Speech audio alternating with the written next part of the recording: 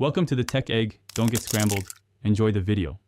You're going to start by giving the keyboard what it needs: microphone access and the latest app build. Open Settings, go to Apps, select your keyboard, and allow microphone.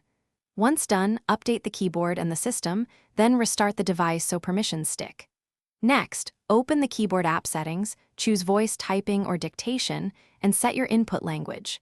Do this now. It ensures the voice engine can record clearly and use the correct language model. Now focus on accuracy. Download an offline language pack so recognition works without flaky internet, and choose the correct dialect for your accent. Clear the keyboard cache and, if needed, uninstall app updates, then reinstall them to reset corrupted components. Go into Advanced Speech Settings and enable noise suppression or low latency mode.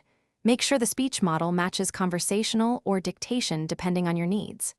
After adjustments, run several short dictation tests to evaluate word error rate and tweak settings accordingly.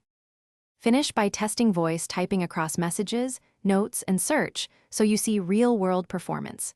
If accuracy or activation remains off, try an alternate keyboard app or plug in an external microphone to rule out hardware faults. Make small adjustments to speech sensitivity and punctuation preferences as you test.